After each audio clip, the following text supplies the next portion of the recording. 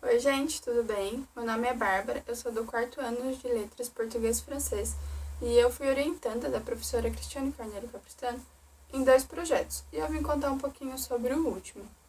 Bom, o meu último projeto se chama Alteridade em Cartas Escritas por Mulheres Invisibilizadas. E neste projeto, eu e a professora Cristiane, a gente analisou 14 cartas escritas por mulheres em situação de cárcere. E o nosso objetivo foi procurar por rasuras e identificar nessas rasuras qual seria a relação eu-outro. Mas, antes da gente começar, o que é uma rasura? Nesta pesquisa, neste projeto, a gente não considerou a rasura um erro, mas sim um momento singular da relação sujeito-linguagem, um momento singular em que é possível perceber uma escrevente negociando pelo menos 2 maneiras de escrever determinada palavra. A rasura é então entendida como um movimento de retorno ao que já foi escrito para então fazer alterações se achar necessário. E essas alterações podem ser substituir, apagar, mudar a posição da palavra, alterar a palavra, e alterar uma frase inteira, um parágrafo inteiro.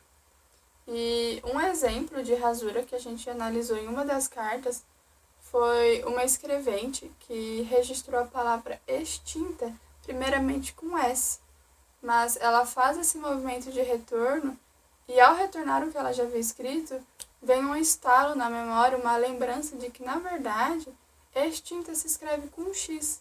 E ela então reformula o que ela já havia escrito. Em cima do S, ela faz um X. Nessa rasura, a gente consegue perceber que essa escrevente ela circula pelas possibilidades de registro do fonema S, que nas regras ortográficas do português brasileiro pode ser registrado com diferentes grafemas, como o próprio X na palavra extinção ou na própria palavra extinta, o S em sapo, SS em assado, cedilha em caça e até Z na palavra paz, entre outras. Quando essa escrevente faz esse movimento de rasura, é possível perceber também que ela está preocupada com a imagem da própria escrita. Por isso ela faz esse movimento de retorno, por isso ela rasura, porque ela se mostra preocupada com que cara a escrita dela vai ter, com que cara a carta dela vai ter. E ela faz e ela tem essa preocupação porque ela também está preocupada com a imagem do seu destinatário, do destinatário dessa carta, que é um juiz. Então ela cria a imagem desse juiz, que ela pressupõe ter um amplo conhecimento linguístico e domínio da escrita, e ao criar a imagem deste destinatário, ela também cria uma imagem da sua própria escrita. E ela tenta adequar a escrita dela ao que ela entende, ao que ela entende como uma carta enviada a um juiz.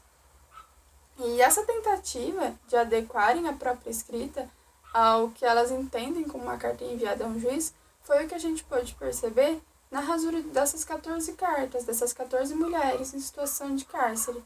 Elas, com esse movimento de retorno, com essa rasura, elas se mostram preocupadas com a imagem que a própria escrita vai ter perante o seu destinatário. E essa imagem que elas criam do que é um juiz. Bom, esse foi basicamente o nosso projeto, o meu projeto com a professora Cristiane. Mas o meu primeiro projeto eu fiz em dupla com a minha amiga Maria Eduarda. E a gente também analisou cartas escritas por mulheres encarceradas.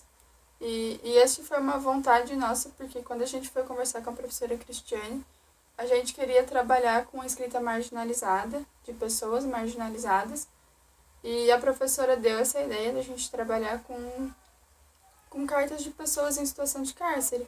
E como somos mulheres, a gente pensou, por que não trabalhar com cárcere feminino?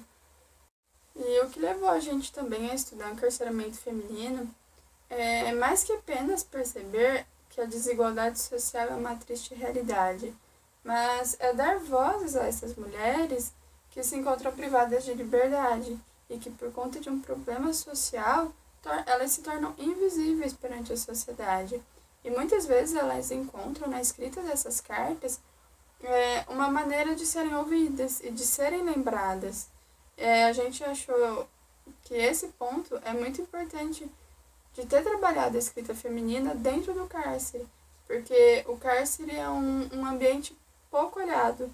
As pessoas meio que não se importam com as pessoas que estão ali dentro, se está sendo certo, se não está. E uma das coisas que também tem no projeto é que o cárcere feminino, ele não foi feito para mulheres.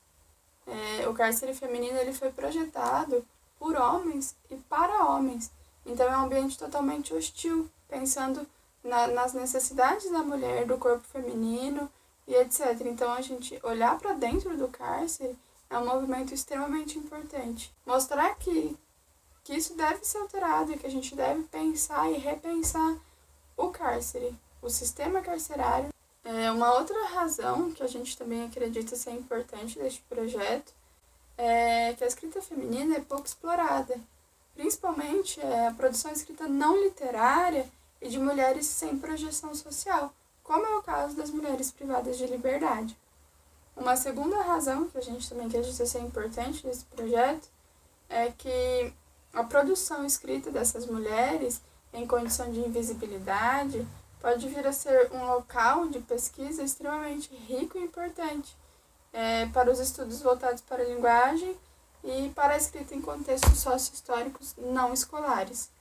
E é isso. Eu espero que vocês gostem, que se interessem pelo cárcere feminino, e vamos mudar essa realidade que está bastante triste, é bastante triste para a gente que estuda e principalmente para quem vive essa realidade, né?